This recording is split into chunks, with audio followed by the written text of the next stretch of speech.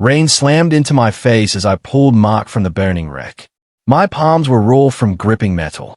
My breath tasted like smoke. Avery stood on the roadside, mascara sliding down her cheeks. Her voice cracked. This was not supposed to happen. I spun toward her. What are you talking about? Avery, call an ambulance. She took one step back. Her eyes were wide, but not with fear. Something else. Calculation. Mark's pulse thinned under my hand. Stay with me. Mark, look at me. He tried. His lips moved. No sound came out. Then the pain hit me. A stabbing burst in my skull. White lights swallowed the rain. The fire. The sound of Avery whispering something cold behind me. When I opened my eyes, I was lying in my old apartment. The calendar on the wall read 1 year earlier. My heart lurched. Mark was alive. Avery was still pretending. And I had one more chance. Man, you look like you saw a ghost.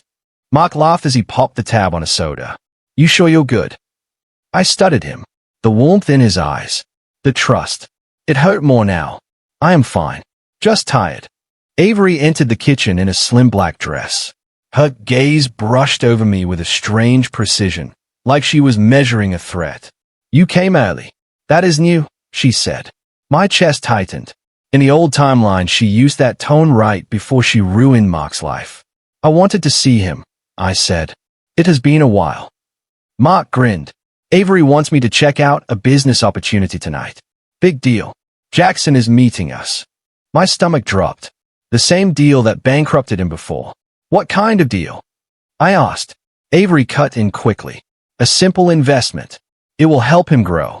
You do not need to worry. Mark nudged my arm. You always worry about me. Relax. I forced a smile. I just want you safe. Avery's eyes narrowed. Safe from what? The air tightened. I stepped back, grounding myself. Nothing. I just meant financially. Mark laughed again, unaware of the tension slicing between his wife and me. Let us eat. I am starving. We sat today. I watched the way Avery's hand lingered on Mark's shoulder when she served him. Too gentle, too practiced. I remembered the exact moment she stripped him of everything. I whispered, do you trust this Jackson guy? Mark shrugged. He seems cool, confident. He talks like he knows what he is doing. And Avery likes him. I swallowed hard. Be careful. People who talk like they know everything usually do not. Avery looked up. Is that a warning? It is advice, I said. For both of you. Her lips curved. Not a smile. Something sharper. You came back different, she said quietly. You hide it well, but I see it. Mark glanced between us. What is going on? I held my breath. Avery leaned closer, voice soft and dangerous. You know something. I can tell. Stop, Mark said, laughing awkwardly. You two are acting weird. But she never looked away from me. And in that moment I knew she suspected something. The chapter ends with her whispering, barely audible. You saw something, didn't you? Her eyes locked on mine, and my second life began to unravel. Jackson's laughter filled the dining room before I even stepped inside. His voice was smooth and warm, like he practiced sounding trustworthy. Mark waved me over. You finally made it. Sit. We were talking about the new project. I sat across from Jackson. His smile stretched politely, but his eyes scanned me like a metal detector. Mark talks about you a lot, he said. Says you are practically his brother. I nodded. We look out for each other. Avery placed her hand on Jackson's wrist as she reached for a napkin. Mark didn't notice. I did. Her fingers lingered a bit too long. Then she looked at me. Not at him. At me. The message was clear. I see you watching. Mark raised his glass. To new beginnings. I forced a smile. To smart decisions. Avery tilted her head. Are you suggesting any of Mark's decisions are not smart? Some deals need caution, I said, especially ones that seem too convenient. Jackson chuckled. You are protective. That is good. It means you care. He leaned forward. But you have nothing to worry about. I take care of my partners. My skin tightened. I remembered how he took care of Mark in the first life. With a smile and a knife behind his back. After dinner, Mark went to settle the bill. Jackson excused himself to take a call. Avery remained, swirling her wine. You are quiet tonight, she said. I'm thinking, I replied. About me. Or about Mark. About the deal. She smirked. You really do not trust anyone, do you? I trust Mark. And not me. I met her eyes. Should I? Her smile softened, but her gaze sharpened. You act like you know things you should not know. I pay attention, I said. Maybe too much. Before I could respond, Mark returned, cheerful and oblivious. Come on, let us head out. It is freezing. Outside, cold wind stung my cheeks. I walked beside Mark as he talked excitedly about potential profits. You think I am rushing, right? He asked. You are being pushed, I said quietly. There's a difference. He frowned. Avery is helping. She believes in this. And Jackson seems solid. He seems polished. That is not the same as solid. Mark sighed. You always worry. I wish you would relax. I looked at him, the cold rising in my throat. I do not want to lose you again. What did you say? Nothing. I stepped back.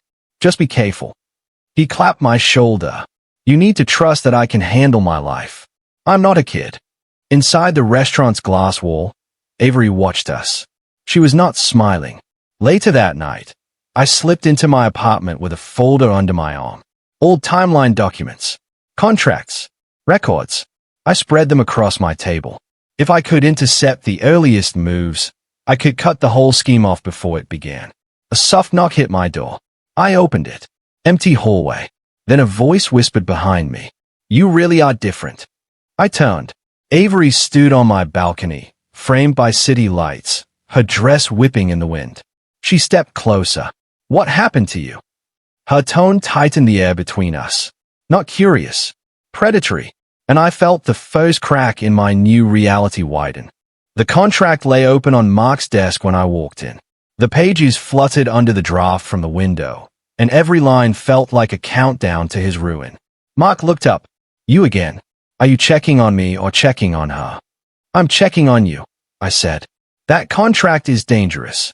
He clicked his pen. You have not even read it. I remember it, I said before I could stop myself. My throat tightened. Let me look it over. He hesitated, then pushed it toward me.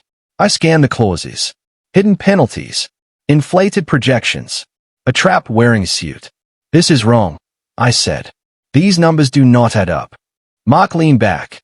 You really cannot stand Jackson, can you? This is not about him. Then what is it? He said. Because it feels personal. It is about your safety, I said. This deal could wipe you out. A soft knock broke the tension.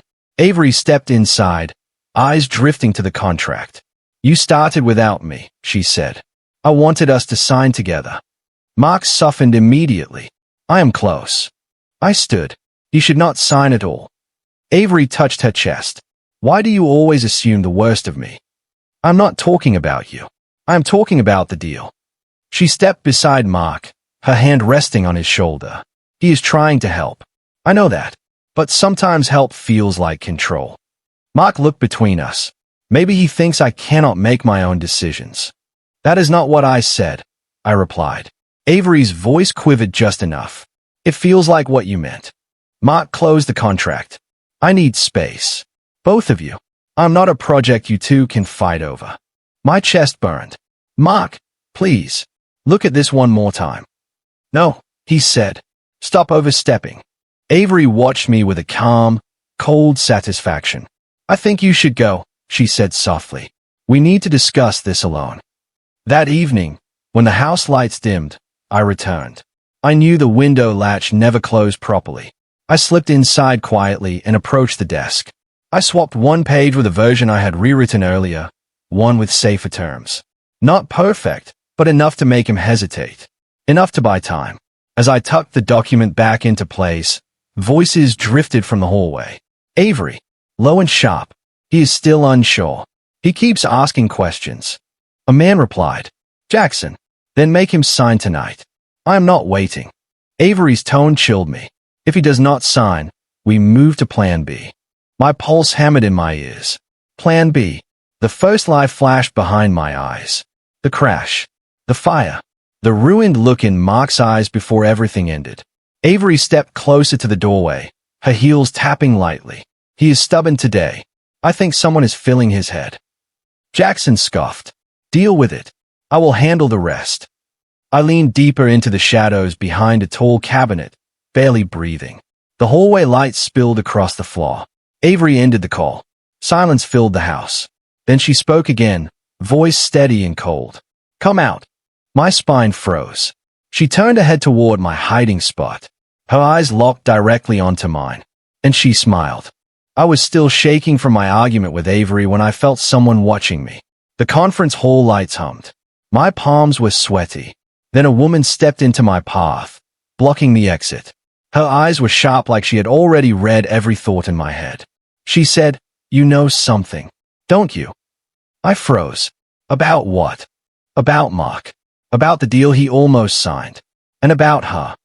She tilted her head toward Avery, who was laughing with the investors like nothing had happened. My heartbeat jumped. I'm just looking out for my friend. No, she stepped closer. You reacted before the documents were revealed. You moved like a man who had seen all this before. I tried to walk past her, but she lightly touched my arm. It felt grounding and alarming at the same time. Who are you? I said. Riley Hart. Risk analyst. I track patterns. And you broke one tonight. She lowered her voice. Mark trusts the wrong people. You stopped him seconds before disaster. That means you knew. I swallowed hard. You're reading too much into it. She studied my face like she could see through every lie I was stacking. Then she smiled, small and unsettling. I'll figure you out. Before I could answer, I saw Avery pulling Mark toward a side room. Her hand slid along his sleeve. Her voice sweet and tearful. Dangerous. I felt the air leave my lungs. I hurried after them. Inside the small meeting room, Avery was inches from Mark. Her eyes were glossy. I feel like you don't trust me anymore. I'm trying so hard. Mark looked torn. Avery, this isn't the time. She pressed a hand to his chest. I need you to believe in me. I stepped in. Mark, we need to talk. Avery turned with a glare. You keep interfering. Why? Because that contract is poison, I said. And because you're pushing him to sign something you don't even understand. She scoffed. You think I would hurt him? Mark raised a hand. Both of you. Stop. I pulled him aside. My voice was shaking. Mark, listen to me. Please. You have to trust me right now. He looked at me like I had become a stranger. Why are you acting like this? You're hiding something and it's scaring me. My chest tightened. I'm protecting you. From what? He asked. Or from who? Behind him, Avery smiled. Soft. Innocent. A performance I had seen destroy him once before. Riley appeared at the door. She leaned in, her voice calm but urgent. Mark, the investors are waiting for you. Mark ran a hand through his hair. I need a minute. He stepped out, leaving me facing two women who could not be more opposite. Avery dripping with false warmth. Riley crackling with quiet intelligence. Avery smirked at me. You're losing him. Riley ignored her and focused on me. Walk with me. Outside, the hallway was dim and empty. Riley crossed her arms. Avery isn't your only problem. I frowned. What do you mean? There's someone else involved in this deal. Someone who benefits if Mark falls. She stepped closer until I felt her breath on my cheek. And they already know you interfered. My stomach dropped. How? Her eyes locked onto mine. Because they know you changed fate once. I felt the world tilt. Riley whispered. And they want to know how you did it. Music pounded through the ballroom floor when I walked in. Gold lights shimmered off crystal glassware. I could already feel trouble in the air. Riley was beside me, scanning the crowd like she was tracking prey. She murmured, She is he. I followed her gaze. Avery stood at the top of the staircase in a deep red dress that clung to every curve. Jackson held her hand like he owned her. Cameras flashed. Mark froze with a drink halfway to his lips. I leaned close to him. You all right? He laughed too loudly. Why would I care? I smelled the alcohol on his breath. His eyes stayed glued to Avery. Mine did too, for a different reason. Riley touched my sleeve. She keeps looking around. She is expecting someone. Jackson, I said. No, someone else. Riley's voice tightened. The room felt too hot. I stepped outside to breathe. Cool air hit my face. My heart steadied for half a second. Then I heard whispers behind the hedges. Avery's voice. Soft. Dangerous. I told you he would snap tonight. Jackson laughed quietly. He is a drunk time bomb. Perfect for us. I walked closer, my shoes sinking into the grass. When I rounded the corner, I saw them kissing. Her hands around his neck. His grip on her waist. The exact moment I had seen in the first timeline. The moment that destroyed Mark. My chest filled with rage and dread. Avery, I said. She didn't jump. She didn't panic. She pulled away from Jackson like she had been waiting for me. She smiled. You really think you matter in any of this? I know what you are doing. And you think you can stop it. She stepped toward me, her perfume sharp and sweet. Nothing changes. Not then. Not now. I clench my fists. Mark deserves the truth. She laughed softly. Mark deserves what he chose. Before I could answer, the door swung open. Mark staggered out. He saw Avery close to me. Her hand lifted as if reaching for my chest. Jackson hidden behind the hedge. Her eyes widened with fake panic. Mark whispered, "What are you doing?" I stepped back. "Mark, listen. It's not what you think." Avery gasped. He followed me. He cornered me. I told him to stop. My stomach dropped. "Mark, she is lying." He shook his head like he was trying to steady the world. "After everything you said tonight, after the way you acted, I trusted you. I am trying to protect you. By touching my wife." His voice cracked. "By stalking her." Jackson stepped out at the worst possible second. He adjusted his shirt. It made the scene look worse. Mark's face twisted. "You, stay away from her." I reached for him. "Mark, please, look at me." He didn't. His fist hit my jaw before I even raised my hands. Pain exploded across my face. The ground tilted. Security rushed over. Mark pushed them aside. "Drag him out. I don't want him near me again." I tried to speak. Blood filled my mouth. "Mark, she is cheating on you." He glared down at me.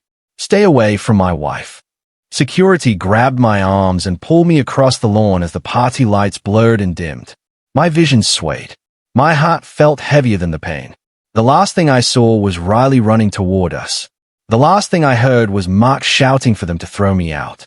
Rain hammered against my window when Mark finally cut me off. Calls went straight to voicemail. Messages stayed unread. The silence felt like the past reaching up to choke me again. Riley paced in front of me. "You are letting the timeline control you." I warned him. He chose her. He chose what she made him feel. Riley stepped closer. "So fight harder. Tell me what you really know." I shook my head. "You would never believe it." Her eyes narrowed like she already suspected the truth. "Then show me." I pulled away and headed for Mark's company building before I could lose my nerve. The lobby guard barely glanced at me. Familiar hallways stretched out like ghosts of the old timeline. My heartbeat echoed against the glass walls. Mark's office door was cracked open. A single light glowed inside. I slipped in and froze. The contract lay on his desk. His signature glistened in fresh ink. My chest tightened so hard I had to grip the edge of the table. "No, not again." I ran my fingers along the paper, searching for the clause that ruined his life before. It was still there. Worse than before. Modified. Someone had made it even more dangerous. I fumbled my phone out and dialed him. Straight to blocked. The screen flashed cold and final. I whispered, "Mark, why would you do this?" The door clicked behind me. I spun, expecting Mark or security. It was Avery. She leaned in the doorway with a serene smile, eyes glinting like polished knives. "You never learn, do you? Get out of my way." "You are too late." He signed because he trusts me, not you. You pushed him into this. You know exactly what this contract will do to him. She laughed softly. "I know. That is the point." My stomach dropped. "You are going to let him fall."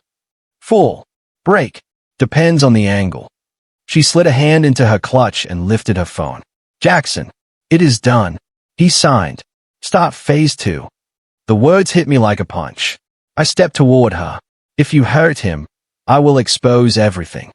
She tilted her head like she was watching a child. You think anyone will listen after the stunt you pulled at the party? Mark hates you now. That was our first step. I felt the rage rise. He will see through you. He never did before. Why would he now? I tried calling Mark again. Blocked. Every time. Each attempt cut deeper. Avery stepped closer, her perfume cold and metallic. You should walk away before you get caught in the fire. I am not leaving him. Then you will burn with him. She brushed past me and walked out like nothing mattered. Like Mark's future was already ashes. I stood in the silence until my hands stopped shaking. I forced myself to breathe. Think. Move. I grabbed the contract and stuffed it into my jacket. If I could not warn Mark, then I had to find a way to undo this myself. The elevator doors opened as I reached the hallway. Riley stepped out fast, almost running. Her hair was damp from the rain, eyes sharp with urgency. She grabbed my wrist. I've been looking for you. Listen to me. I failed. He signed. I know. She pulled me closer. This is bigger than you think. And Mark is not the only one in danger. I found the scratches first. Thin metal gouges under Mark's car door. The lock half-picked, the panel loosened. The morning sun glinted along the damage like it was mocking me.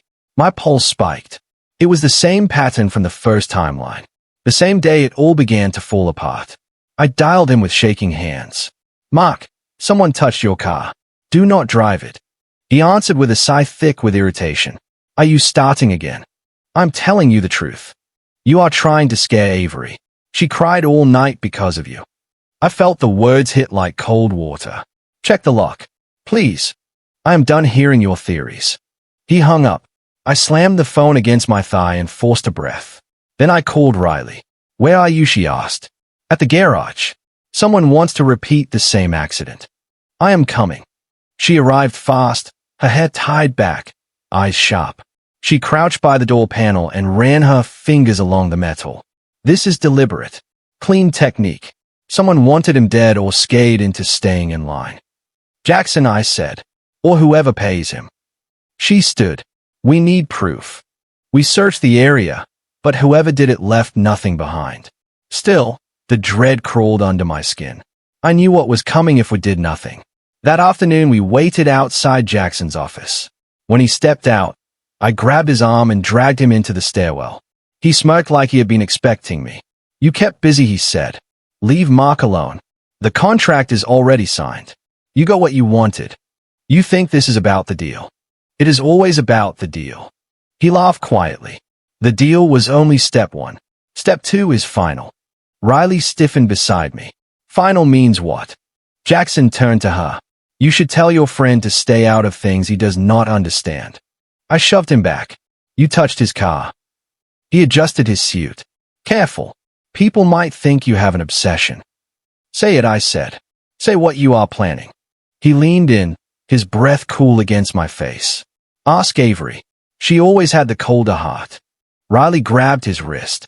You admitted enough. Jackson yanked free and shouted loud enough for the hallway to hear. You are jealous. Everyone knows it. The door opened behind us. Mark stood there. His eyes were empty. Cold. Already choosing a side. What is going on? He asked. Jackson pointed at me with perfect innocence. He threatened me. Again. He wants me out of your life because he cannot handle you being married. I stepped forward. Mark, listen to me. Mark raised a hand. Stop. Riley tried to speak, but Mark shook his head at her too. I swallowed my frustration. Your car was tampered with. He as much as admitted they have a second phase. You cannot ignore this. You show up, follow my wife, accuse my partner, sneak into my office, break into places you should not be. And now you expect me to believe you care about my safety. I'm trying to save you. Save me from what? My own wife. Avery appeared behind him and slipped a hand around his arm, her eyes wet, her voice trembling. He keeps scaring me, Mark. I do not feel safe when he is near. Mark looked at me one last time. No warmth. No history. Only warning. If anything happens to Avery, he said quietly, I will make sure it happens to you too. Rain hit the rooftop like scattered nails when Riley dragged me into the stairwell.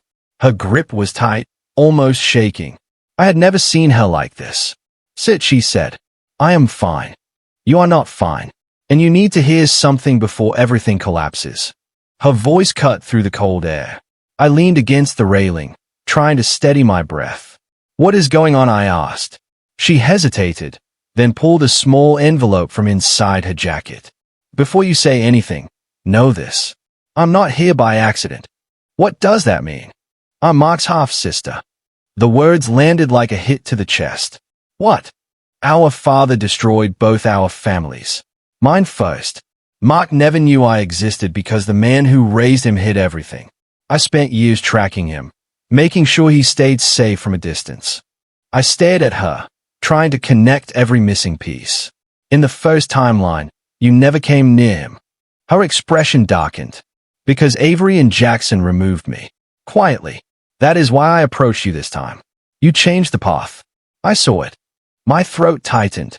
You keep talking like you know more than you should. I do. She stepped closer. Her breath was warm on my cheek.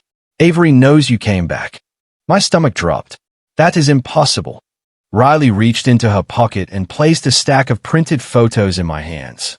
My fingers trembled as I flipped through them. Shots of me entering Mark's house, leaving his office, standing outside the hospital in the first timeline. A photo of me the night Mark died. How did she get these? I whispered.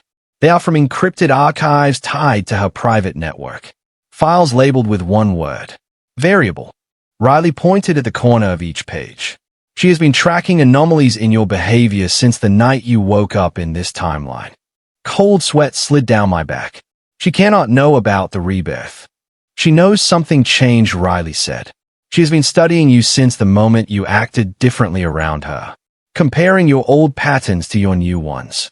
I gripped the railing to stay upright. This is more than manipulation, more than greed. Avery was trained for this. Jackson too. The investment deal is only a front. They work for a larger network, and Mark is a target because of a debt our father left behind.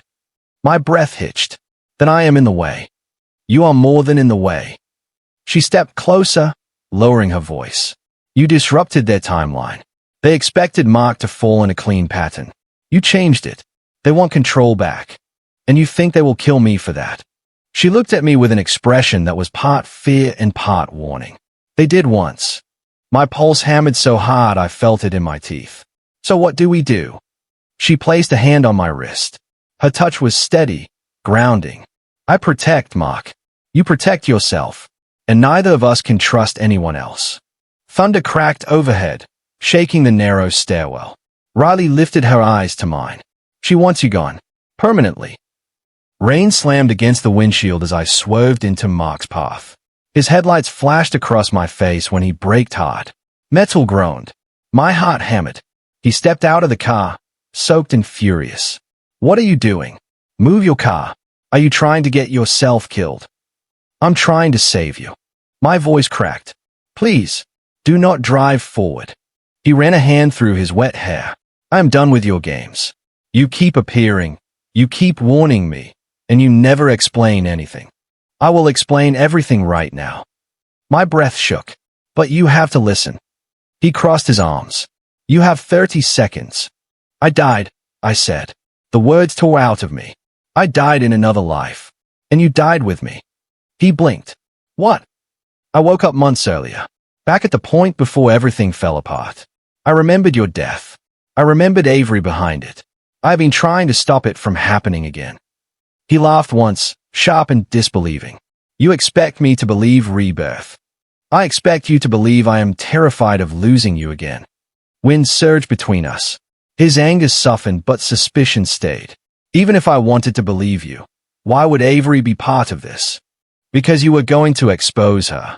She needed you gone. His jaw tightened. You need to stop. She would never. A pair of headlights approached. Riley's car slid to a stop beside us. She jumped out with a folder clutched to her chest. Mark, I have proof. Everything we found. She handed him the documents. Photos. Transaction records. Secret transfers in Avery's name. Audio files of her hiring the man who tampered with his brakes in the previous timeline. Mark stared at the pages.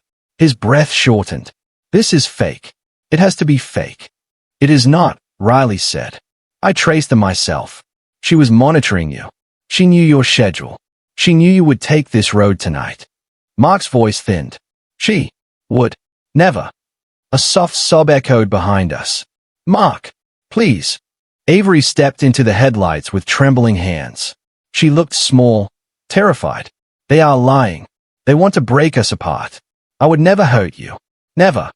Mark held the documents. His hands shook. Avery, tell me the truth.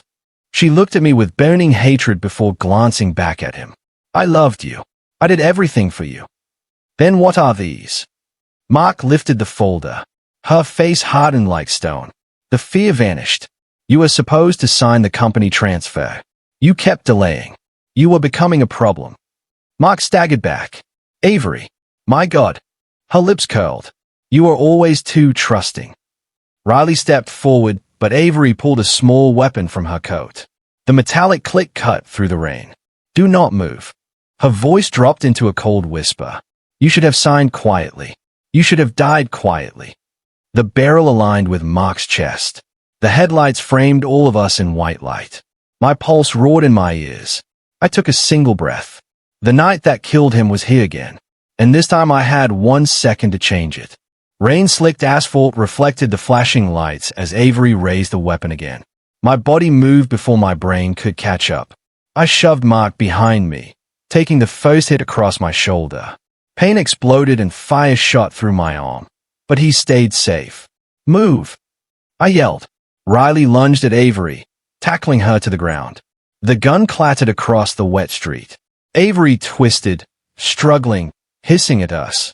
Jackson appeared at the edge of the alley. He froze when he saw the chaos, then sprinted. I cursed, knowing he would vanish into the night. Mark staggered forward, shivering from adrenaline. His eyes were wide, haunted. You saved me, again. I breathed heavily. Twice. Do you understand? You almost died. I could not let it happen. He shook his head. Tears mingled with the rain. I was blind. I let her control everything. And you stood there, risking yourself. Riley grabbed my shoulder. He is finally seeing the truth. Mark fell to his knees. Thank you. For everything. For never giving up on me. I reached for him, relief washing over me. You are alive. That is what matters. He looked at me with something I did not expect. A chill ran down my spine. I have to pay. I froze. Pay? Mark, what are you saying? I signed the contract. It was a fraud. I cannot let it slide. I have to turn myself in. No, I said, gripping his arms. You survived because I saved you. Because Riley and I exposed the truth. You cannot take the fall for her and Jackson's crimes. It was manipulation. She trapped you. He shook his head slowly. His eyes glistened, filled with guilt. I don't deserve your loyalty. I signed. I am responsible. The sound of sirens grew louder. Red and blue lights bounced across the walls and puddles. Mark stood, calm now, a resignation settling over him. He gave me one last look. The warmth, the trust, the bond we shared, all compressed into a single glance that burned with distance and guilt. They'll take me now, he said softly. You were right about her, but I cannot undo what I did.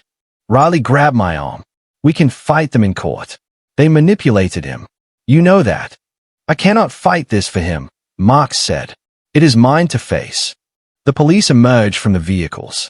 I reached out, wanting to pull him close one last time.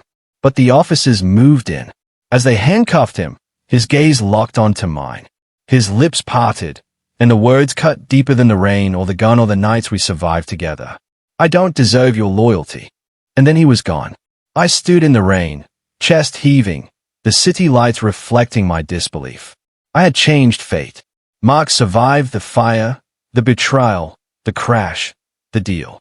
But in doing so, I lost him in a way I had never imagined. Riley crouched beside me, voice tight. We saved him. But this is far from over. Jackson is still out there. I clenched my fists, staring into the night. The victory felt hollow. He lived, yet I had lost him anyway.